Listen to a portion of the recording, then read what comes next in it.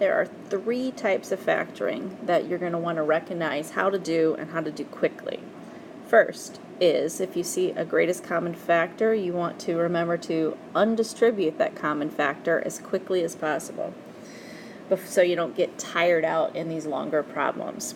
So, for example, if you have 7x to the third minus 28x to the fifth, ask yourself, hey, what's the largest number 7 and 28 both divide by? Well, that'll be a 7. So 7 is part of the greatest common factor.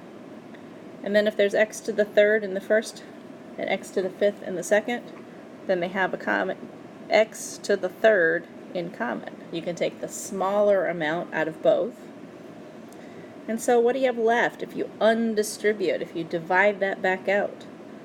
7x to the third divided by 7x to the third would just leave 1. Negative 28 divided by 7, that would be negative 4.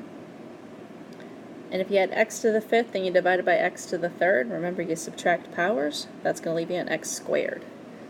You undistributed 7x to the third, and what you had originally in your factor was 1 minus 4x squared. Remember also that sometimes a common factor is a number.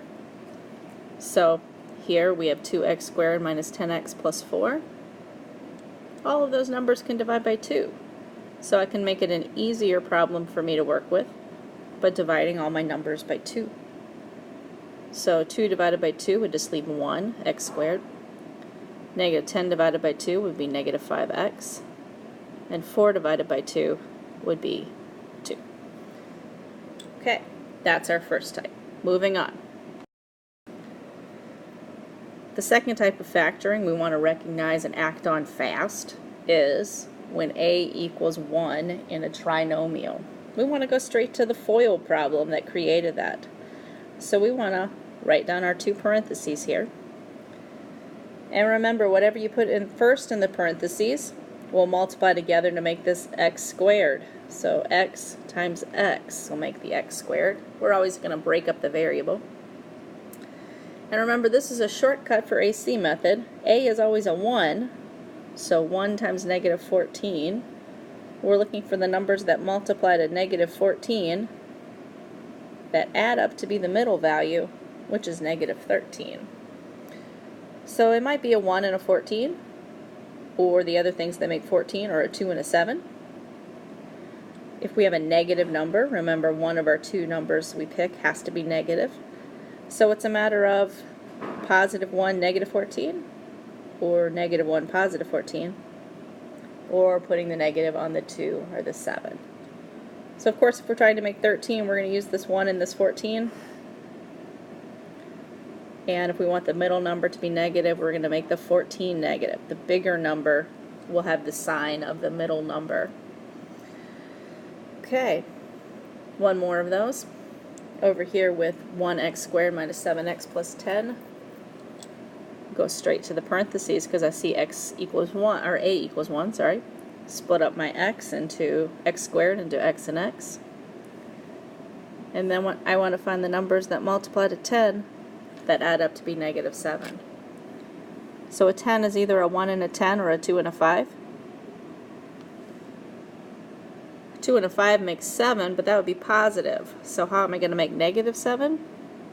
Well, remember, negative times negative turns positive. So if I just make both of my numbers negative, it'll still multiply to make a positive value, but it'll add up to be a negative 7 in the center. Okay, and difference of squares.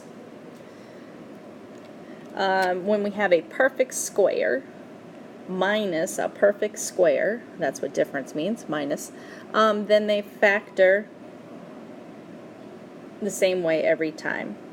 Perfect square numbers are, remember, the answers to whenever you have a number times itself. So 1 squared is 1, 1's a perfect square. 2 squared is 2, 4, 4 is a perfect square. 3 squared is 9, 9's a perfect square, etc. You can Google yourself a list of perfect squares if you need one. These, because you're working with a subtraction of perfect squares, you end up canceling out the middle number. You have 0 in the center. So you don't see a third piece. You go straight to the two parentheses. X squared is a perfect square. We split it up into x and x. And then we ask ourselves, well, hey, what is 25 a perfect square of? That's 5 squared. So we would have plus 5 and minus 5, one positive, one negative, so that they would cancel out and equal 0 in the center. Okay? Or here's a more complicated one, but not too bad if you remember the perfect squares. If you remember that 9 is 3 squared, and 7 times 7 makes 49, so that's 7 squared, then it's really simple. You take your 3's and you put one here and the other one here. So the 9, 3 times 3 will be 9, will be first. Split apart your x squared, put an x behind each 3, so the x squared will show up behind your 9. And then the 49 happened at the end, so put the 7's at the ends. One of them is positive, one of them is negative, so you make a negative 49, and so that your middle term will cancel out. Okay, these are the 3 types of fast factoring that we're going to want to recognize in Chapter 8 so we can do our work without tiring ourselves out. If you have questions, let me know.